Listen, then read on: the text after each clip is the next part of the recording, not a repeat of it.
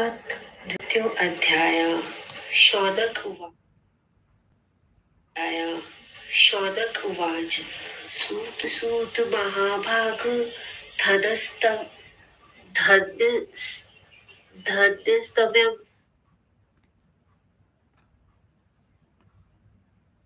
धन्यस्तव्यं परमार्थवित् अद्वितीयं कथा दिव्या श्राविता कृपाहीनः अघोघ विद्धिमंस्करी मनः शुद्धि विद्यायनी शिव संतोष जननी कथयं न ऋतुआद्वात् एत कथा समानं न भुवि किंचित् परं निश्चयेति विज्ञातम् स्ममाभिः कृपत्वा के विशुद्ध्यन तन्ने कथ्या पापिनो कला वद तानुकृपया सूत कृतार्थ भुवनं कुरु सूतुवाच ये मानवा पापकृतो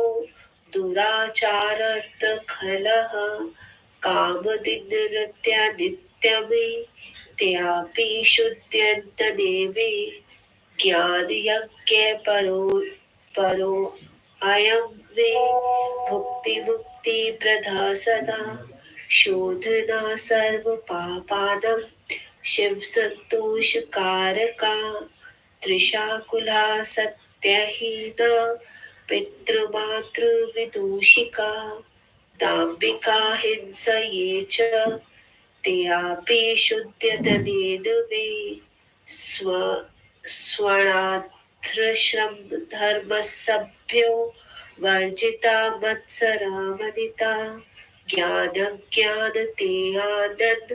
संपुनति कलावपि छल अछल करा ये चेये च कुरु सुदुर्दिया ज्ञान तेन संपुनन्ति कलावपि ब्रह्मा स्वष्टपृष्ठस्ततं व्याभचरद्रक्ष्ये ज्ञानतेनानन् सम्पुनता कलावपि सदा पापरर्ताये च ये षटाक्षदुराश्रया ज्ञानतेन न सम्पुनन्त कलावपि मलिना दुर्ध्योषा आशान्ता देवता द्रव्यभोजिना ज्ञानतेन न सम्पुनत कलावपि पुरास्तस्य पुण्य सनमहापदाकाशनं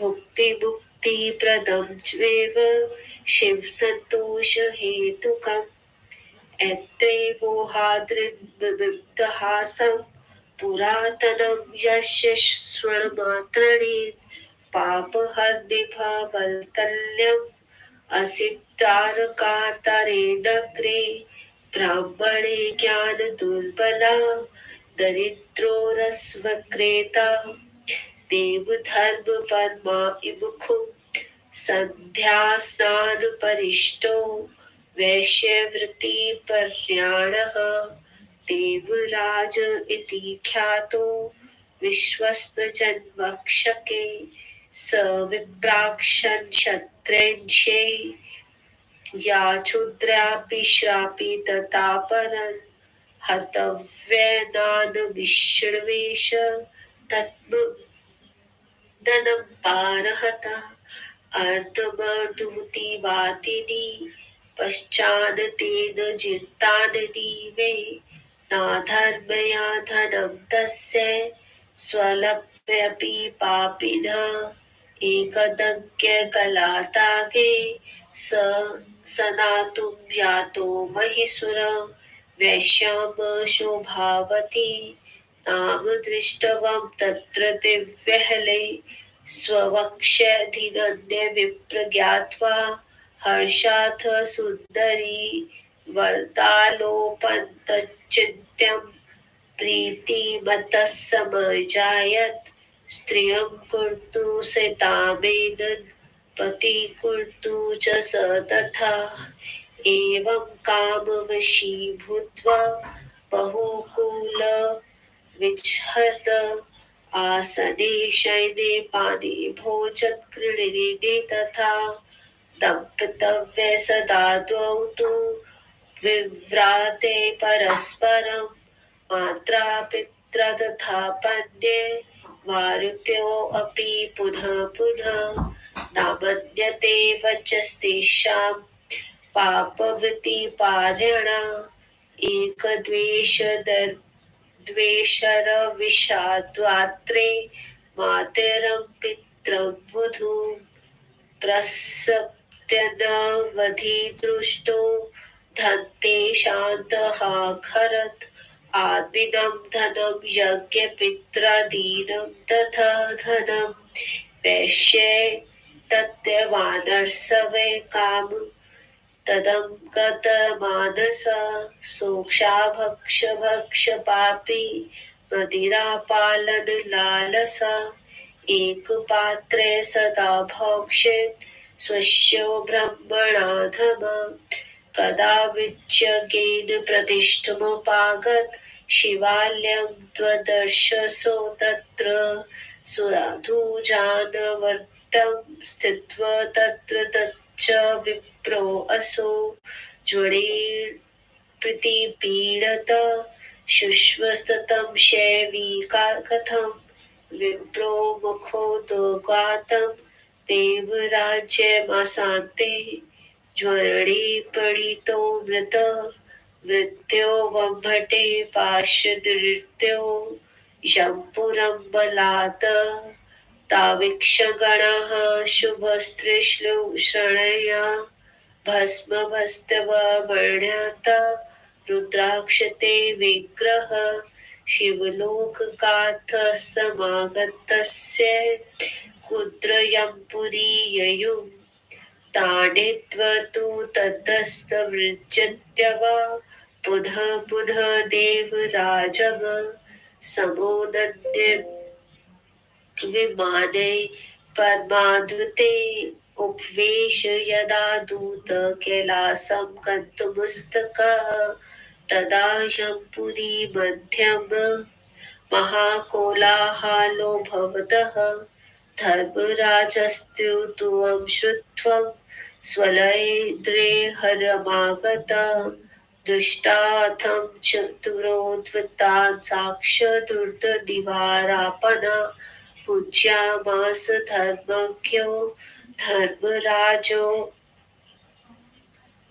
यथाविधि ज्ञानं चक्षु सर्ववृत्तान्त ज्ञात्वा मान्यं न भार्यात् पृष्टवान् किञ्चिद्भेदलोभो महात्मनः पूजित प्रथस्तते केले वे कैलासमार्गस्तदा ददुष्व सम्भवाहे त्वं दया वरिष्ये धान्य शिवपुराणस्य कथा परं पवनी यस्य श्रवणमात्रेण पापिन्यपि मुक्तिसागः सदाशिवमहास्थानं परं धाम परं पदं यदो अहं हर्षोद्विध्वंस सर्वलोकपरो स्थितः ब्रह्मा क्षत्रिय वैश्य शूद्रः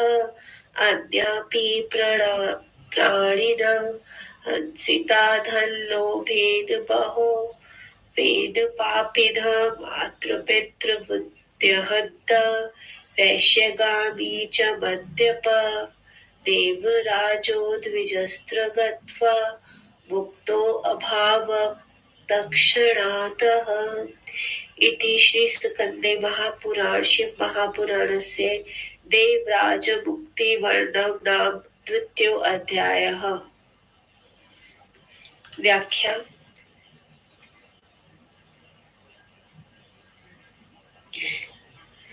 शौनक जी ने कहा, हे महाभाग सूत जी, आप परमात्मा को जानने वाले हैं, अतः आप धन्य हैं, क्योंकि आपने हम लोगों को ये अलौकिक व आश्चर्य कारणी कथा सुनाई है। हमने यह जो आश्य कारणी कथा सुनी है, यह पाप समूह का विनाश करने वाली है, मन को शुद्ध करने वाली है तथा भगवान शिव जी को संतुष्ट कराने वाली है। इस कथा के समान भूलोक में कुछ भी नहीं है, ऐसा हमने निश्चय पूर्वक आपकी कृपा से जान लिया है। हे सूजी, इस कथा के सुनने मात्र से कलयुग में कौन कौन से पापी पुरुष पाप रहित हो जाते हैं, इस रहस्य को बतलाकर अपनी कृपा के संसार के प्राणियों को कृतार्थ कीजिए। सूजी ने कहा, जो मनुष्य सदैव पाप कर्मों को करते हैं, दुराचार में लगे रहते हैं, स्वभाव से दुष्ट होते हैं तथा काम आदि में तत्पर रहते हैं, वे भी इसकी कथा को सुनने से शुद्ध हो जाते हैं।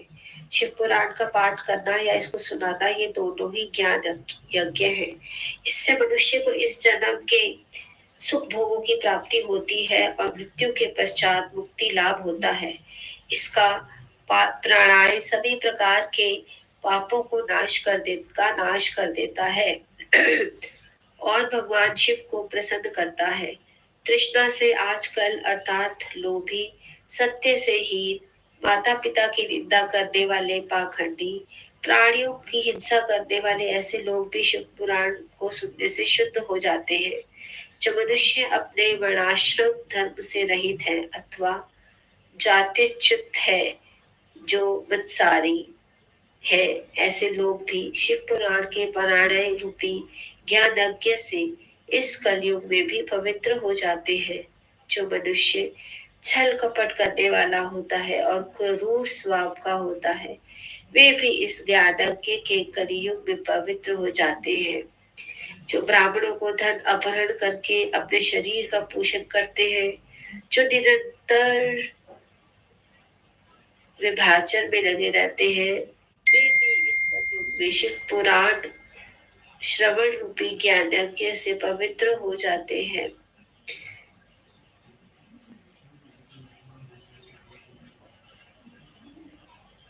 अर्थात दुर्बुद्धि वाले, अशांत प्रकृति वाले तथा देवता की संपत्ति को रखने वाले पुरुष भी इस ज्ञान यज्ञ को के कलयुग से निष्पाप हो जाते हैं। इस महापुराण को सुनने तथा पढ़ने से जो पुण्य प्राप्त होता है, वह बड़े बड़े पापों का भी नाश कर देता है। यह इस लोक में सुख भोग को देकर अंत में मुक्ति को प्रदान करता है और शिव जी को प्रसन्न करता है। इस प्रसंग से एक प्राचीन ऐतिहासिक कथा कही जा रही है, जिसके सुनने मात्र से संपूर्ण महापापों का विनाश हो जाता है। किरात नगर में एक अशिक्षित ब्राह्मण रहता था। वह दरिद्र था, रस आदि बेचकर अपनी आजीविका करता था और प्रसिद्ध श्रवण, देव दर्शन आदि धार्मिक कार्यों को नहीं करता था। वह स्नान, संध्या आदि सत्कर्मों को भी नहीं करता था। वैश्यवृत्ति में सदैव लगा रहता था। देवराय नाम से प्रसिद्ध वह ब्राह्मण आदि धार्मिक कार्यों को नहीं करता था। वह स्नान, संध्या आदि वह देवराज प्रतिदिन ब्राह्मण, क्षत्रिय, वैश्य, शूद्र आदि प्राणियों को मार पीट कर अनेक प्रकार के बहाने करके उनका धन छीन लेता। इस प्रकार कुछ समय के बाद उस अधर्म चरण से बहुत सा धन धान्य उसने इकट्ठा कर लिया, किंतु उसमें से थोड़ा सा भी धन उस पापी ने धर्म कार्य में नहीं लगाया। एक बार वह ब्राह्मण एक तालाब में स्नान करने के लिए गया। वहां शोभावती नामक वेश्या को देखकर वह कामजनक पीड़ा से अत्यंत व्याकुल हो गया। उस धनवान ब्राह्मण को अपने वश में हुआ जानकर वह सुंदरी अत्यंत प्रसन्न हुई। वार्तालाप करने से उसका मन भी प्रसन्न हो गया। देवराज उसे अपनी स्त्री बना लेना चाह रहा था और वह सुंदरी को उसे अपने पति बना लेना चाह रही थी। इस प्रकार वे दोनों कामदेव के विषुभूत होकर बहुत समय तक विहार करते रहे। उठने बैठने में, सोने में, खाने पीने में, विविध प्रकार की क्रीड़ाओं से वे दोनों परस्पर स्त्री पुरुष की भांति सदैव व्यवहार करने लगे। दुराचार में लगे हुए इस देवराज को माता पिता तथा उसकी पत्नी ने बार बार रोकना चाहा, किंतु उसने उनके उपदेशों को स्वीकार नहीं किया। एक दिन उसने ईर्ष्या के कारण रात में सोए हुए माता पिता तथा स्त्री को मारकर उनका धन भी ले लिया।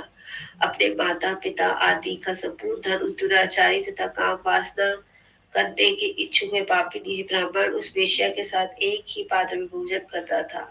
किसी समय देवयोग से यह पापी प्रतिष्ठान नामक नगर में पहुंचा। वहां उसने साधु जनों के घिरे हुए शिवालय को देखा। वह उस शिव मंदिर में पहुंचकर ब्राह्मण जो ज्वार रोग से अत्यंत पीड़ित हो गया, अतः वह वहीं रहने लगा। वहां वह प्रतिदिन ब्राह्मण द्वारा कही गई शिव कथा को सुनने लगा। इस प्रकार कथा सुनते सुनते वह देवराज ज्वर रोग से पीड़ित हो 1 महीने में मर गया। यमदूत उसे बांधकर बलपूर्वक यमराज से की नगरी में ले गए। जब वह सफेद वस्त्र धारण हुए, हाथों में त्रिशूल लिए हुए, संपूर्ण शरीर में भस्म रमाए और रुद्राक्ष धारण किए हुए शिवगण शिवलोक में से आकर देवराज की शवों से उसके घर ना पाकर नाराज होकर यमलोक में चले गए। बार बार यम के दूतों ने डांट कर तथा उन्हें मारकर देवराज को उनके बंधन से छुड़ाकर परम आश्चर्यजनक विमान में बिठाकर वे शिवदूत कैलाश को ले जाने के तत्पर हो गए।